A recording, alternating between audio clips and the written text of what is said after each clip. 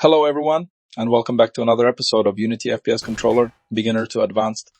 In the previous episodes, we built our rifle and shotgun using the same reusable weapon system. But right now, we still don't have a proper way for the player to switch between different weapons. So in this episode, we're going to build a complete weapon switching system. We'll be able to switch between our rifle, shotgun, and pistol with proper holster and draw animations. And we'll also create a weapon UI that automatically updates the weapon icon, current magazine ammo, and reserve ammo whenever we switch weapons. So without wasting any time, let's get started. First of all, you can see that I've already added our third weapon, which is this pistol. I added this to our FPS hands in exactly the same way that we added our shotgun in the previous episode. I've positioned the pistol correctly with our hands and configured it to use all the systems that we've already created throughout this series. Before we start building our weapon switching system, let me quickly show you the values that I'm currently using for the pistol. These values aren't fixed values that you have to use. They simply control how this particular weapon feels. So you can always adjust them depending on the pistol you're creating. Compared to our rifle, I want the pistol to fire more slowly, have a smaller magazine, and feel more responsive with each individual shot. Next, I've also configured our weapon recoil specifically for the pistol. We don't want to reuse the exact recoil values from our AK or shotgun, because every weapon should have its own shooting feel. For the pistol, I'm giving it a noticeable upward kick, but I'm also keeping the recovery fairly quick. So every shot feels punchy without making the pistol feel as heavy as our shotgun. And after the weapon recoil, I have also configured our weapon aiming position.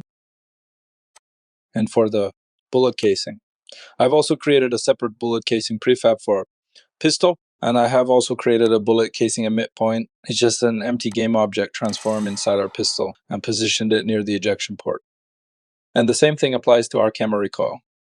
I've configured a smaller vertical recoil range than our shotgun, with a little horizontal movement and camera roll. This gives us some variation between shots while still keeping the pistol easy to control. Next, I've configured the weapon accuracy system. Because this is a pistol, I want the first few shots to be fairly accurate when the player is standing still.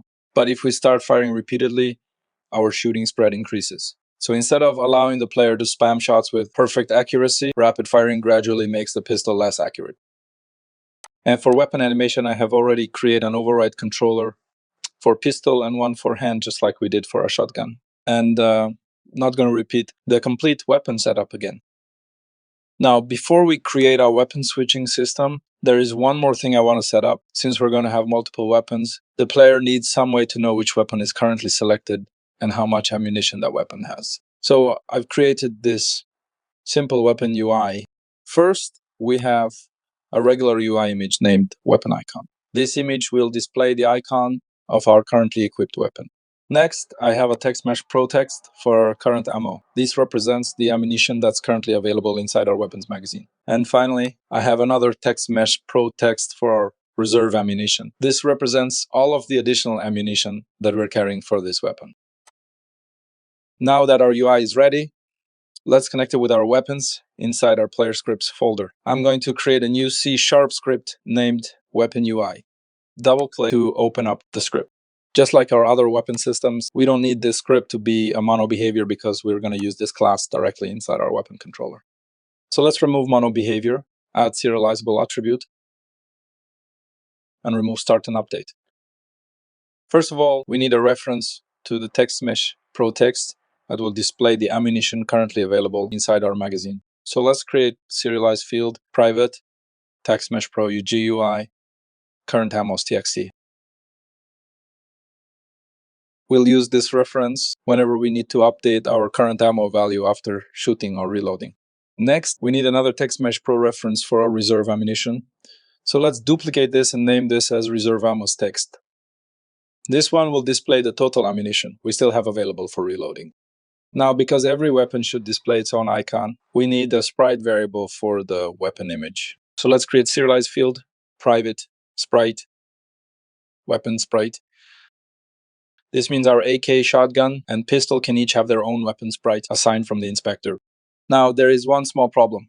Our weapon icons don't all have the same dimensions. For example, the shotgun icon is much wider than the pistol icon. So instead of forcing every weapon icon to use exactly the same width and height, we'll give each weapon its own icon size.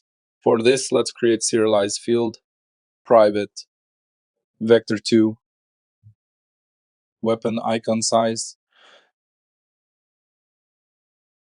And here the X value will control the width of our icon, and the Y value will control its height. That's everything we need for our UI settings. Now let's create a method that actually updates the HUD. Let's create public void update weapon UI and pass int for current ammos, another int for reserve ammos, an image for weapon icon. Now before updating the weapon ammos, first let's make sure both of our text mesh pro references have been assigned. Let's check if current ammos text is not null and reserve ammos text is not null. If both references are available, we can safely update their values. Let's convert our current ammo integer into text and display it. Let's say current ammos text dot text equals current ammos dot to string. And now we'll do exactly the same thing for our reserve ammunition. Now both ammo values on our HUD represent the values coming directly from the active weapon. Next, we need to update our currently selected weapon icon. But first, let's check if weapon sprite reference exists. Let's check if weapon sprite is not null, then we'll simply assign this weapon sprite to the source image of our UI. Let's say weapon icon dot sprite equals weapon sprite.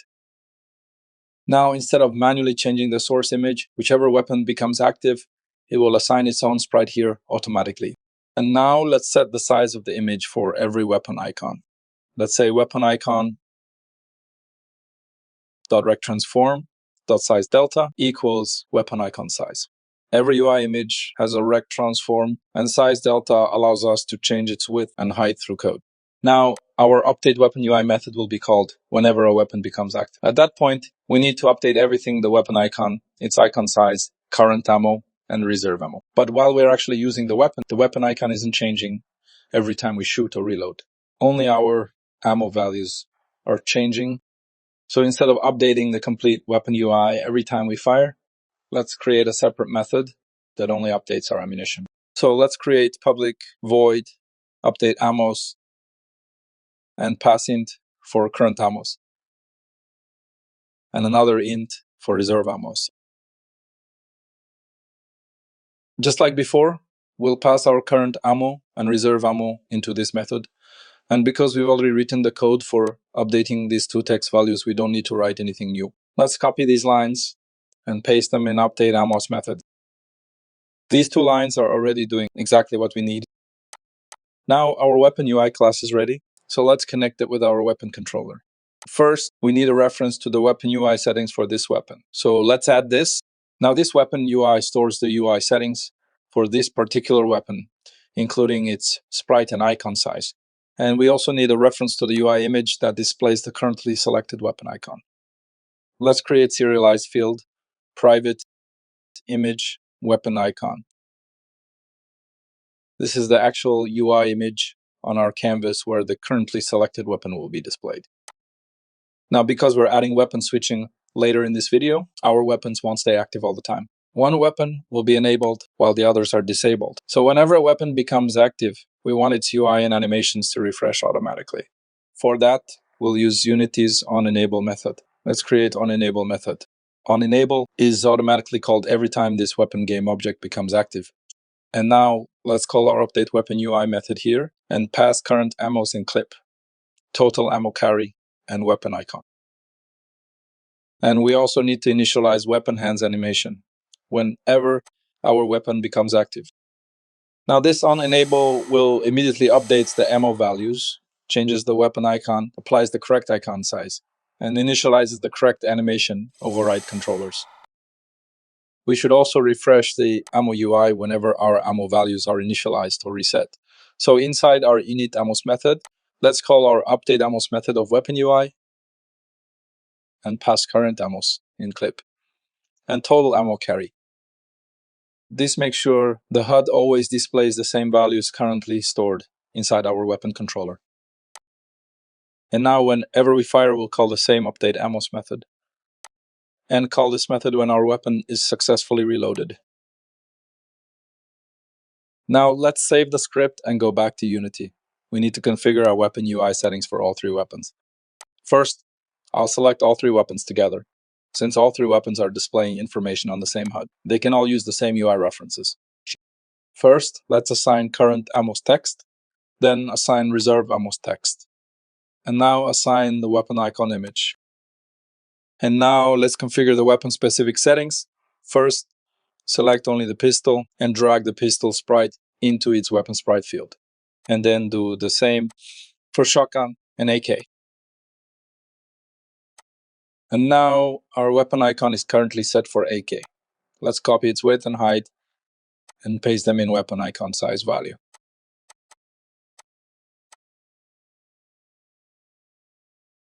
And now because our pistol icon has different dimensions, I'll also set the width and height that look best for this sprite. And then I'll copy and paste its values as well.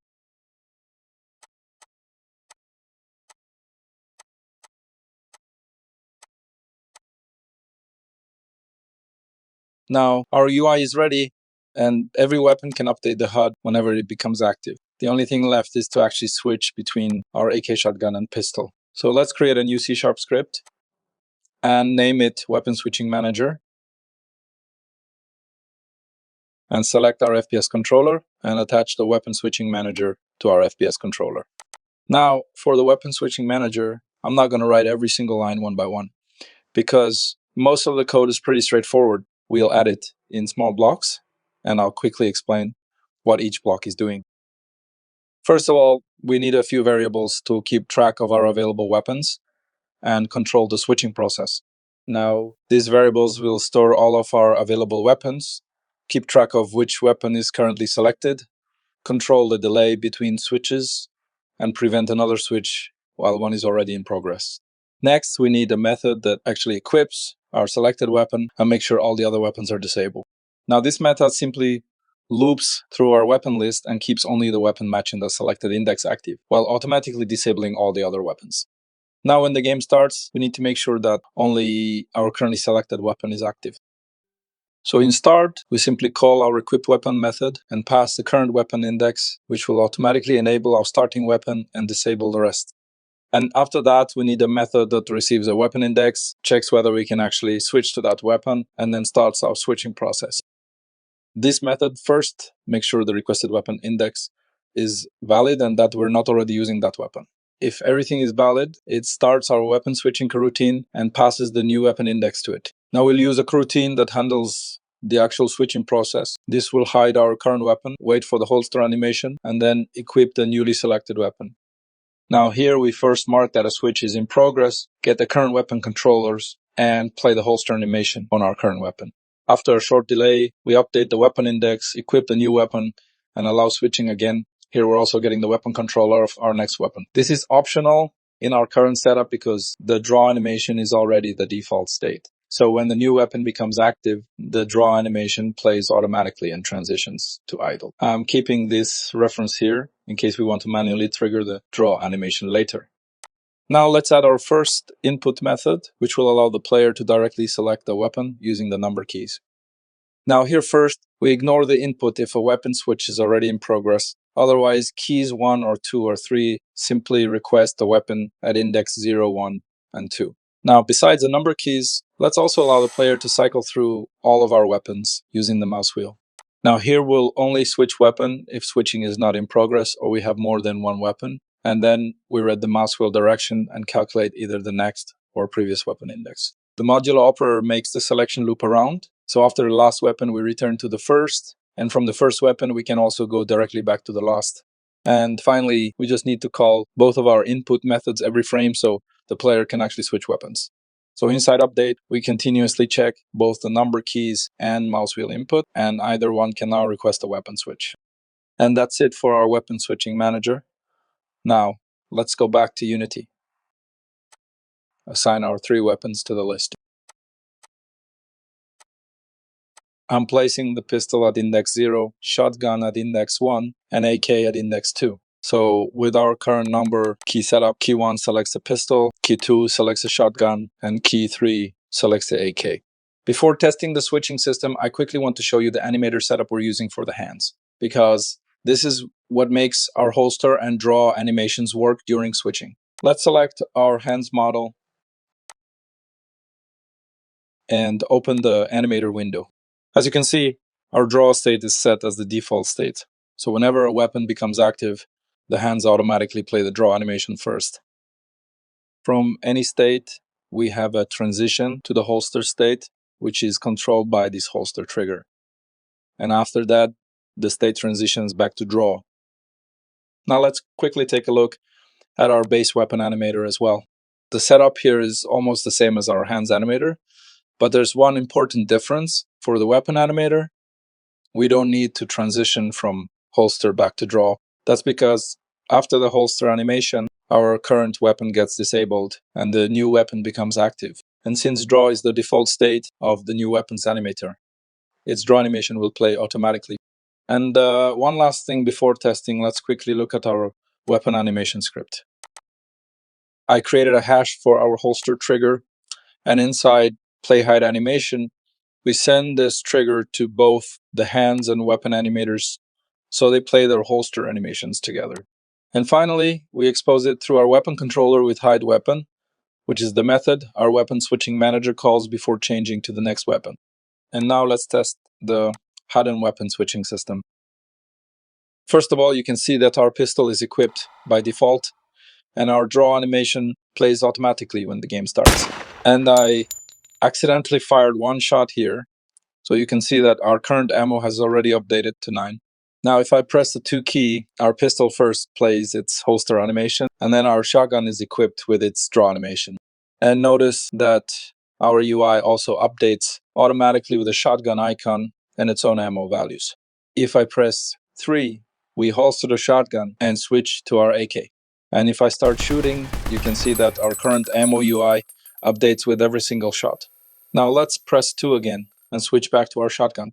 Now as you can see, each weapon is maintaining its own ammo state, while our shared HUD simply displays the information from whichever weapon is currently active. And that's it for today's episode. We now have a complete weapon switching system that allows us to switch between our pistol, shotgun, and AK using both the number keys and mouse wheel. We also added holster and draw animations and created a dynamic weapon UI that automatically displays the active weapon icon, current ammo, and reserve ammo. If you found this video helpful, don't forget to like and subscribe.